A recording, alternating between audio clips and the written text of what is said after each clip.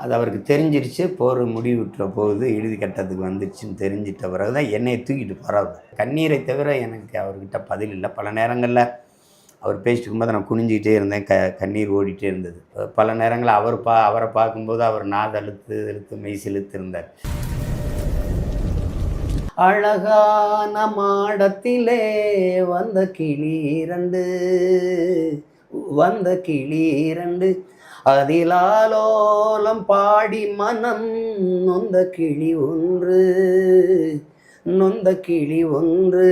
காத்திருந்த வண்ண கிளி காயம்பட்டு கத்துதடி, நேத்து வந்த சின்ன கிளி நெஞ்ச கொத்துதடி. அடிமானே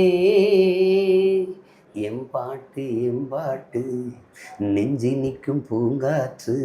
ஒரே ஆள் தான் இளையராஜா.